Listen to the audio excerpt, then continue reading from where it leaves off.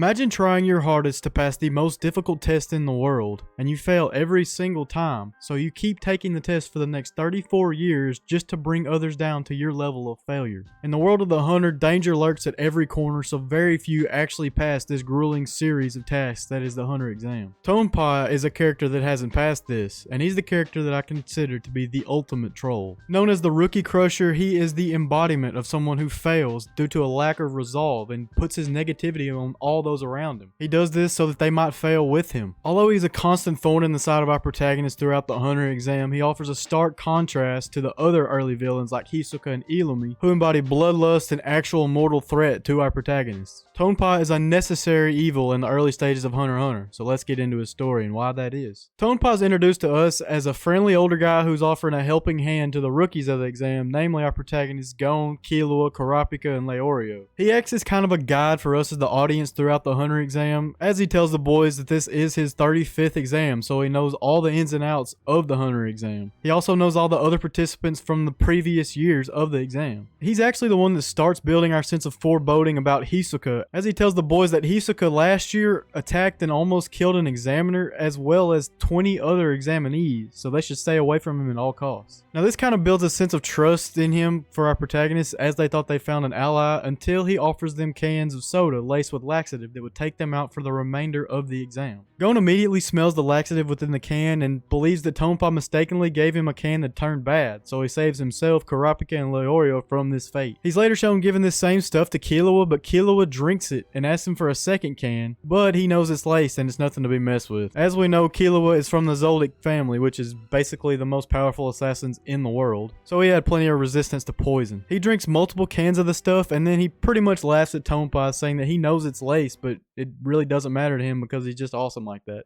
Now this first test of the rookies acts as a way to showcase Gon's super smelling ability and Killua's dark background, and it's actually a really important plot point that works well with Tonpa's character. Next we see him test Leorio and Kurapika directly. As the exam moves on to Trick Tower, there's a layover on the Airbus as the ship takes them to this next phase. Tonpa tells these two that they should be wary of sleeping because the next phase actually could start on this ship. Now he does this to keep these two on edge so that they'll be sleep deprived and suffer during the next phase. But Kurapika uses logic to determine that there's literally no way that the next phase would start on this ship because they would have told him so. So Tonpa comes back around to find them asleep and realizes that they completely ignored his advice. With Kurapika having passed this test by Tonpa, Leorio is the only one left to be tested for his competence to showcase that for us as the audience in Tonpa's character. And boy oh boy does he test him in Trick Tower. Tonpa was absolutely wild in Trick Tower. At the beginning of this phase, the four boys had to wait on somebody else to fall through the trap door at the top of Trick Tower before they could begin. And man oh man if they didn't get stuck with Tonpa. This whole phase of the exam relied on cooperation between the 5 of them, with a majority rule system in place to make most of the decisions. Over the course of this challenge, Tonpa votes against the 4 of them to sow discourse among them for pretty much the entire time.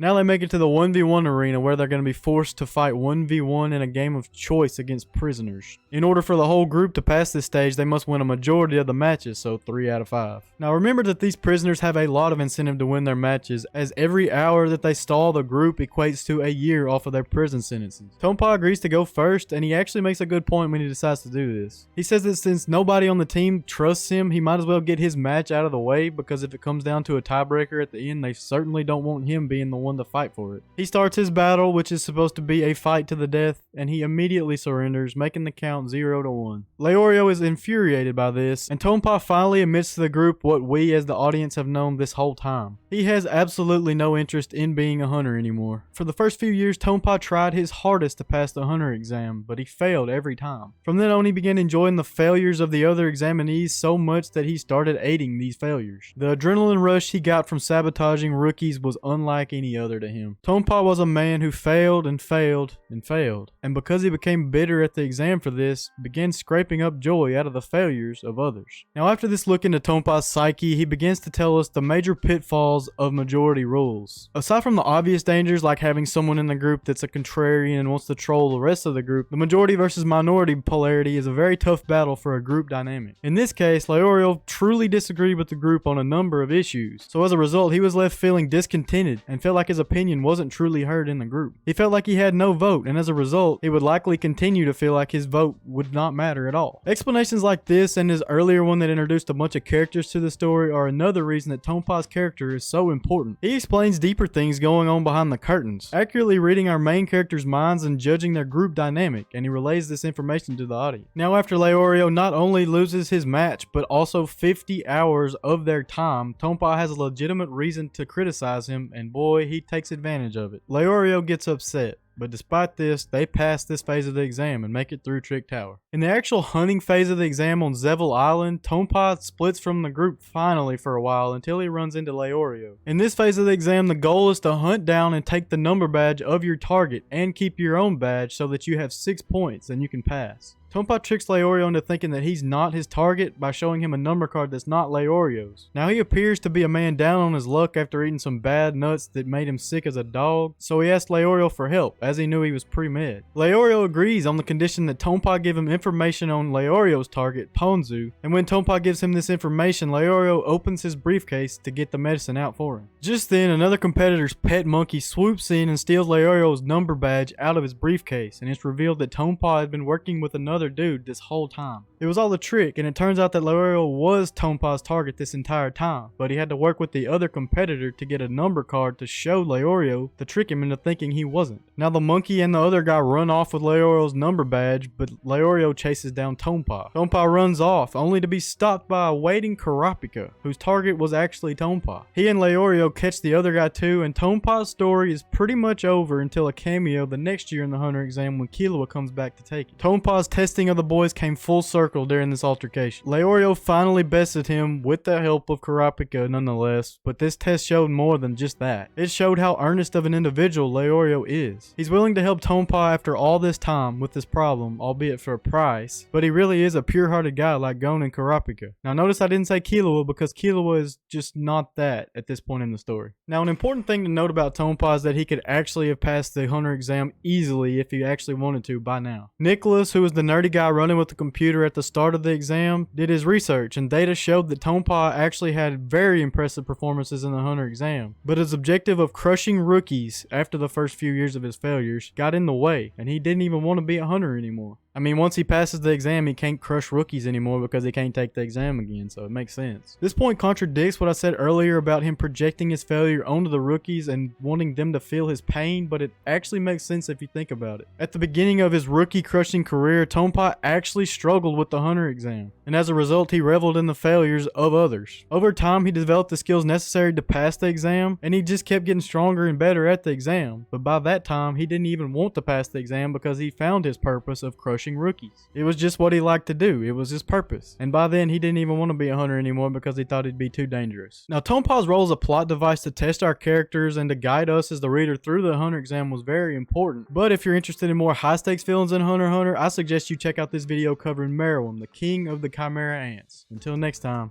peace.